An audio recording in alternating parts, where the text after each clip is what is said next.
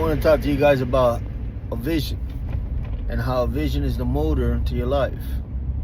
So many people, you see them doing actions, right, on a daily basis, whatever they may be doing, but there's a reason why they're doing it, because they have a vision of the next thing that they're trying to get to. People go to school for a great job. The vision there is the job that they're trying to acquire.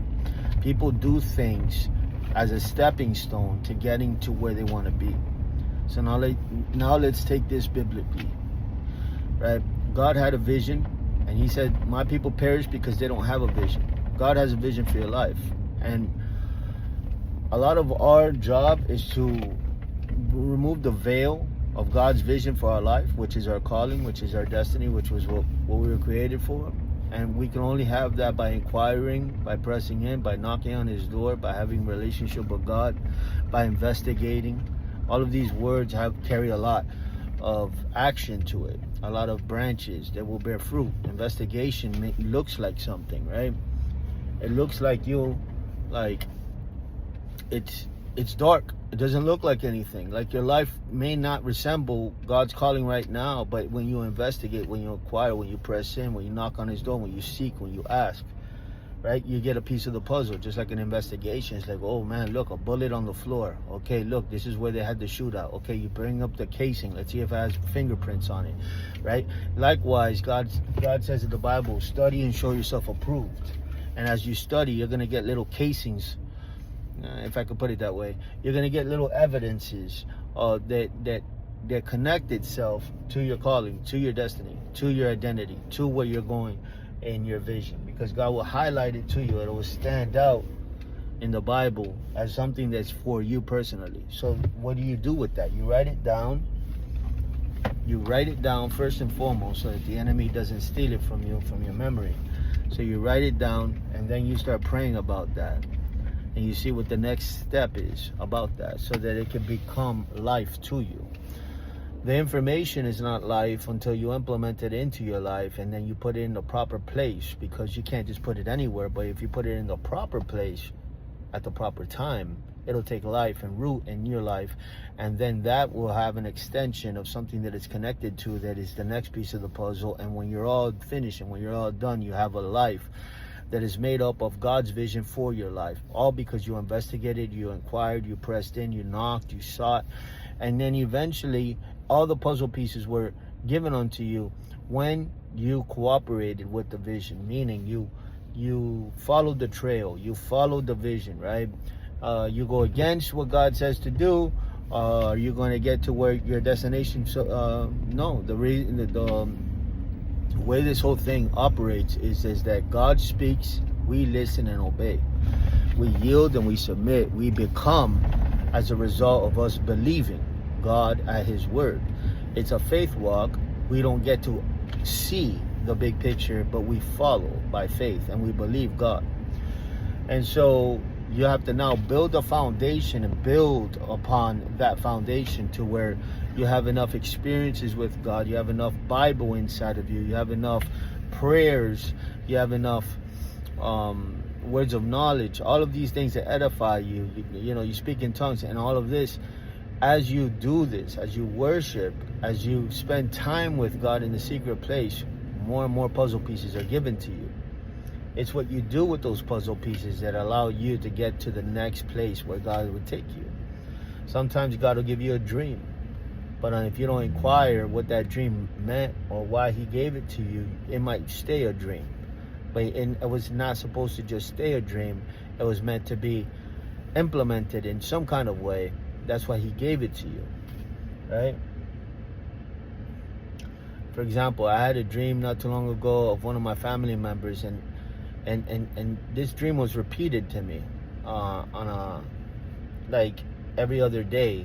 I would have a dream with her. So when something like that is knocking on your door, there's something that God is trying to tell you. Because anybody can miss it one time, but when stuff is repeating to you, well, God's trying to tell you something. So this dream repeated to me, I think 2 or 3 times, and on the 3rd time I made the phone call, right? So he sent me a dream that she wasn't feeling good, that she was dealing with sickness. And in my dream, she almost fainted.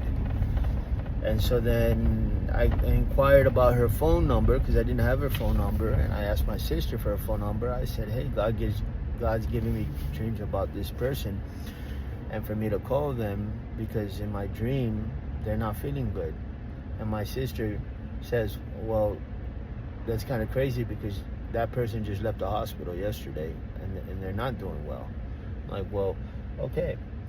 So look at the puzzle piece that God gave me. The next puzzle piece is me now kind of like working this thing out in real time with God. I don't have the whole picture, but I have to assume and believe that because God is a healer and God is good and he's showing me somebody is sick and God has anointed me to now do what Jesus Christ did on the earth, pray for the sick and they shall recover. I have to now say, well, God wants me to call this person, touch base with them, and pray for them to be healed. Because it could very well be spiritual. It could be a curse. It could be all kinds of different things.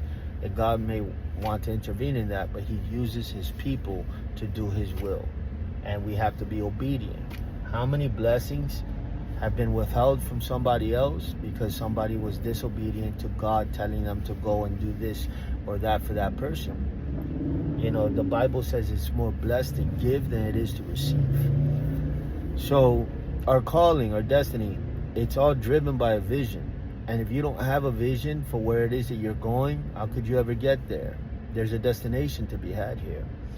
The destination should be to know God, the relationship.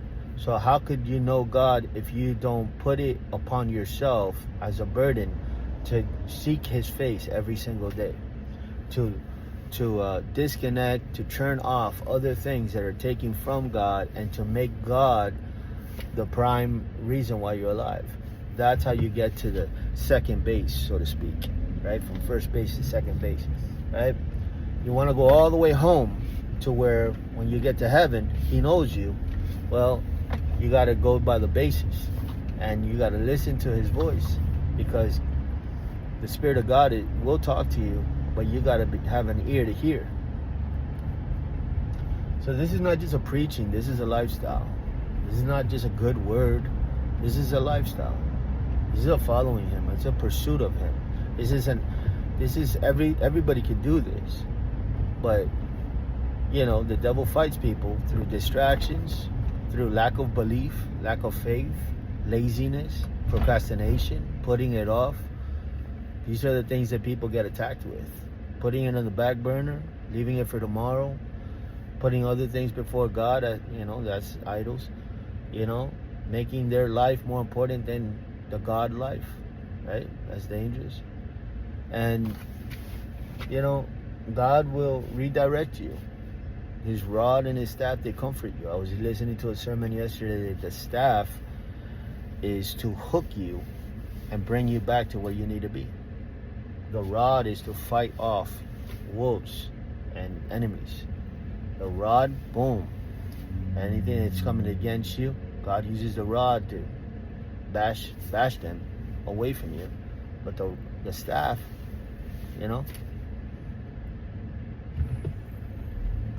So what we need is correction, and we need a heed to God's voice, and we need to see God for who he really is and not what we think he is.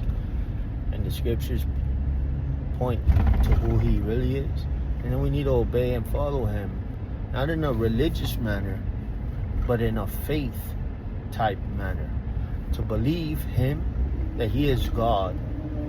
If you really believed that he was God, creator, if you really believed, right, that he saved your soul, and you really believe everything in the Bible, and I underline that word believe, because if you really believe that would take root in you in such a way where everything else, you would look at it like it's an enemy, because it's trying to take away from the primary focus that you ought to have with God. That's what belief produces. Belief produces you being about it, you being serious about God. The reason why people don't take God as serious as they ought to is because they don't truly believe. One experience can change all of that. One experience. One experience could have you being sober-minded instantaneously. In the snap of a finger. You can take God very serious, all because He revealed Himself to you in a vision, in a dream, or in real life. Right? But it's up to us to keep it going, to steward it, to manage what we know about God into real life. Why do we follow God? Is it out of fear? Is it out of love? Is it out of past experiences? Why do we follow God? These are good things to ask yourself, because this is working out your salvation. You need to be able to stand on stuff that is rock and not sand, because you will be tested. Storms will come. They'll try to derail you, uproot you, make you second guess and doubt God, turn your back on God, and your why of why you follow God is what's going to rise up on that day and tell that thing, that doubt, that voice, that stranger's voice, as the Bible will put it. That's when that why will stand up and defeat the enemy on that day, because you will be tested. Absolutely, you will be tested as to whether your faith in God is genuine, real, and is it really rooted in you. Right? People that follow God just for good days, for pleasures and things that He can give them, would you say that a person like that is rooted? Would you? Because I would say that as soon as they have a bad day, they're questioning God. And then how deep is their faith in God? Is it based on love, mutual affection, appreciation, and gratitude? Is it based on the joy that comes from salvation? Is it based on looking to Him, as the author and the finisher of their faith? Is it based on that? Or is it based on shallowness? Like, well, God, I rang the bell, you didn't come, I'm off to serve another God now because, you're not moving as quickly as I want you to. It's crazy, man. It's crazy that some people think that God is their genie or their Santa Claus or their butler, and it's an insult to God. Like, God, they take Him being a good father and they thwart Him being a good father, versus like, well, if you ask me for food, well, I'll give you a rock, right? Like, I wouldn't give you a snake in the place of something to drink, right? No, I wouldn't do that. I'm a good father, right? But they take that and they're like, well, then give me riches and glory and honor and put a crown on my head and treat me royalty and put people underneath me and give me. It's crazy, man, because it's all about people. It's not about God. God has called us to serve Him, but people have made it about God serving them. Don't you see how Satan has infiltrated and he has created doctrines of demons out of the scriptures? He's made God out to be a servant of yours, rather than you be a friend of God and a servant of God and a slave of God. All terminologies in the Bible as what we're called to be to God. Friends of God are people that obey the commands and listen to Jesus. You're a friend of God if you do that. Servant of God, good job, good and faithful servant is what most people are looking forward to when they get to heaven. Right? These are people, think of a servant. These are people that separated themselves for the service of God. Ministry, for the things that God cares about. They wanted to serve God. The widows, the orphans, the poor, the broken, the prisoners. Good job, good and faithful servant. You went to the people that nobody paid attention to, the people that were invisible, and you took care of them with the heart of God, with the love of God. Not for likes and subscribers, not for popularity, not for pats on the back and applause like the Pharisees. You did it in secret. You didn't let your left hand know what your right hand was doing. You did it, and you didn't broadcast it to the world of look at me, look at what I'm doing. You did it between you and the Lord, and God saw it. And you were building treasure in heaven,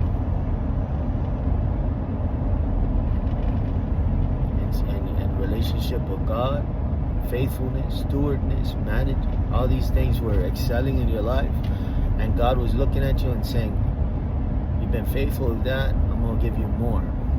Because if you can handle that and you did a good job, all right, I got more for you to do. Would you want a nation? Want to take care of a nation? Because you took care of my city. You want a nation? So, understanding that with much glory comes much responsibility. There's hard work here. You know, it's not all glory. And sometimes it comes with thorns and thistles. A pain in the butt. Somebody that's just like heckling you. Somebody that doesn't want to, you know, somebody that's just there to go against you all the while that you're trying to go with God. And it comes with all that. The vision does. But you fight the good fight of faith, and you keep going, and you don't let those things pull you away from the main cause of what you're doing for God. You give grace, you forgive, you pray for them, but you understand that you wrestle not against flesh and blood. It's all spiritual, and it's a test. It's a test for your affection. How much you pursue these things for God because you love God, and you persevere, and you overcome because He's worthy of that. So you become a living sacrifice because He's worthy. So ask yourself, you know, what is it that you're lacking in your life? A vision? What is it? Where are you right now located in your spiritual walk with God? I'll tell you this, and then we'll end the video. As your spiritual walk with God gets aligned, your physical life gets aligned. It's like when I came from the ghetto, when I was a gangster and all that, and I was a drug addict, I didn't have manners. I didn't have a whole lot that had to do with knowing how to keep up with bills and being responsible and taking care of people and pets and all that. All I knew was a selfish life. It was all about me. I knew how to leech off of people, use people, abuse. I knew all that. Manipulate, lie, cheat, steal. I knew all of that. Fight, all that stuff. And so when I came to God, it's not that I was trying to be an upright citizen or anything like that by culture's nature, as it pertains to how the law would have you to behave, this, that, and the other. But it's so crazy because God knocked out two birds with one stone. And like, as I follow God, everything that was on earth, it lined up. Like, I got a job. I didn't want to be disobedient to my boss. I didn't want to be lazy. I didn't want to do my work. I didn't want to sit down, and you know, but I did before I knew God, because that was my nature, was to be rebellious. But now that I was pursuing God, it became about God's watching me. He's looking at me right now. I want to make Him proud. And the Bible says, work as if you're working unto the Lord. And I remember I told that to my supervisor one time, and he didn't really like it, but it's okay. Like he was commending me on something. I forgot what it was. It was a long time ago. And I remember, like, I didn't have a filter. I would just talk about God, and I still do, all the time, everywhere I went. A lot like Todd White. And my supervisor commended me on something that I did right, and then I said, Thank you. I do it. I work as if I'm working unto the Lord. The Lord is my boss. I told him that. And he looked at me, and he had like pride or ego or whatever. And he's like, Lord is not your boss. I am your boss. Like it went from like a compliment or a pat on the back to, hey, I'm your boss. And then I just remember that. It just came to my memory right now. But you know, I was behaving with earth as it pertains to the world. Like everything in the world, like I wasn't speeding anymore, I wasn't breaking the law, and I didn't have to, like, do you have any idea how many tickets I've gotten? Like, I always had something to go to court for and this and that. But the thing is that, like, as I followed the Lord, my life got on track. Drugs left. I didn't have to be paranoid no more about getting caught, getting arrested, drinking and driving. I did it on a regular basis. Didn't have to worry about that no more. And just darkness just left me, man. Can you imagine demons and darkness just not having a foothold in your life no more?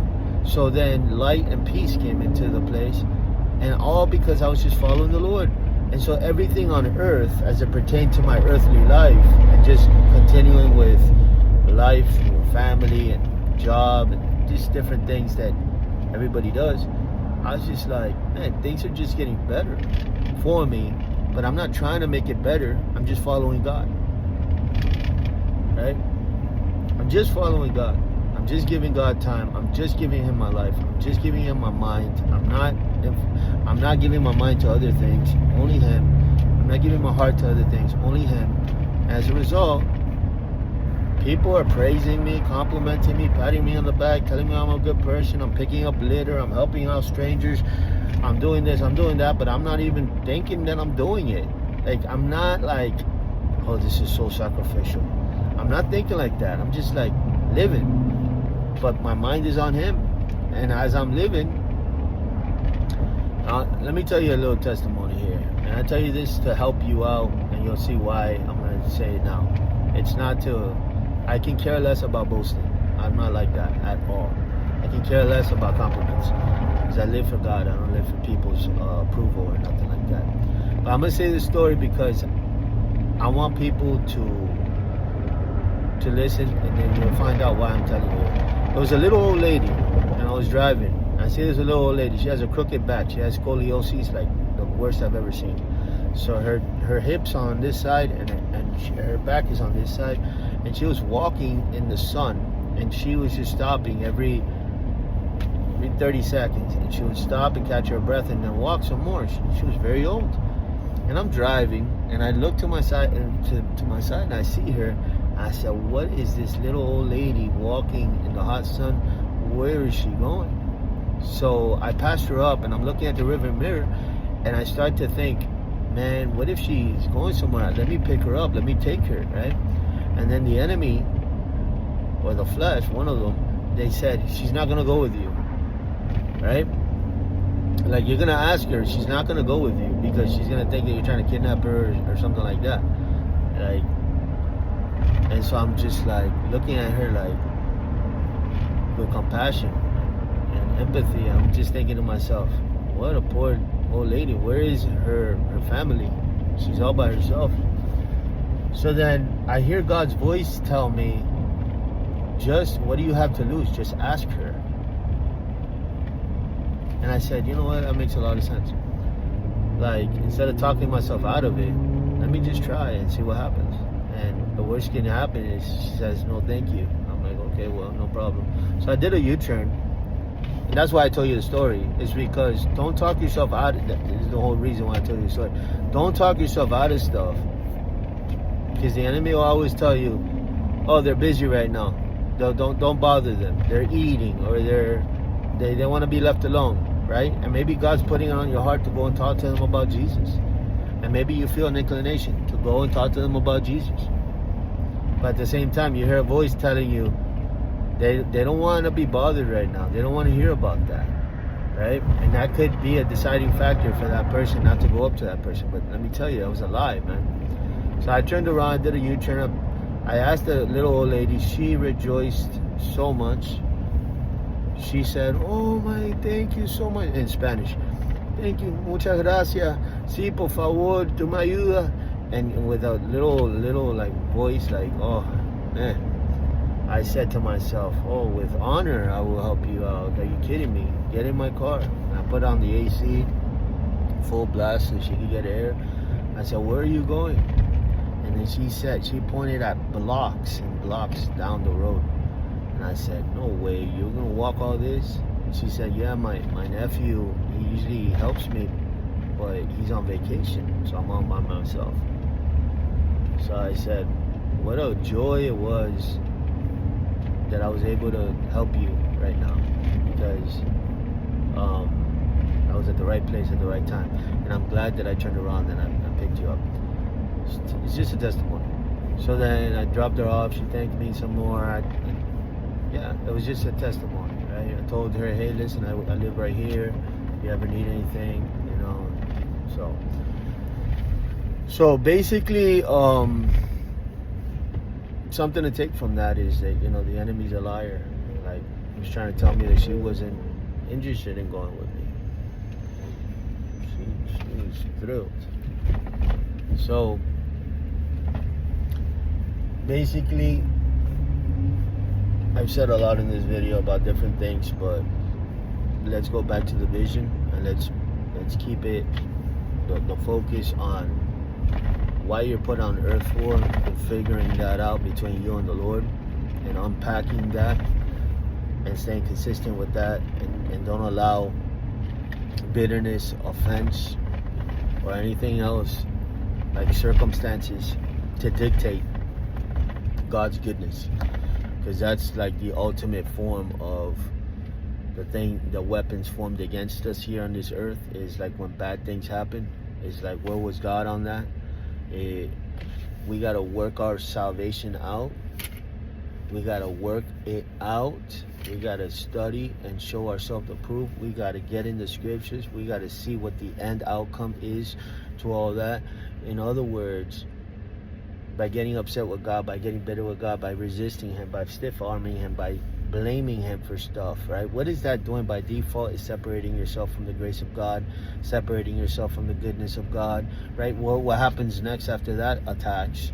The enemy takes over and steers that person. Okay, and as the story unravels itself, what do you have? That person going down the wrong path, the wrong road, headed to hell now. All because they were offended by circumstance. Now let's go back, rewind the tapes. Boom, you just got offended because something happened. Doesn't make any sense. Why did God let this happen? You have a choice. You have a decision. Trust God. Have faith in God. Right? Love God. Not based on circumstances, because you're always going to be like this. Oh, God's good today. Oh, God's bad today. Oh, God's good today. Oh, God's bad today. Right? Like a yo-yo.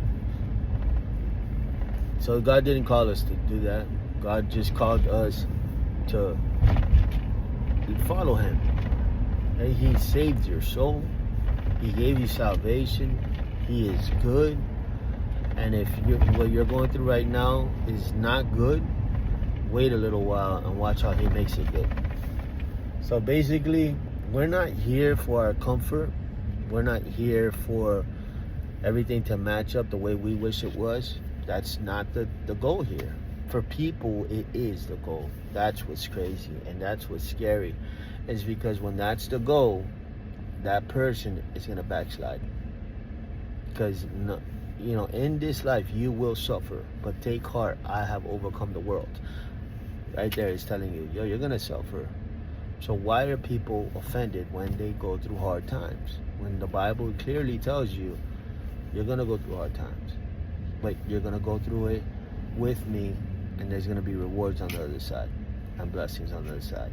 Endure hardship, endure it, but have faith the whole time and see past the pain into the future, into the vision, into heaven, and see that the outcome of what is waiting for you far exceeds what you're going through right now. And that's how the Bible puts it, right? That what's waiting for us on the other side can't be measured.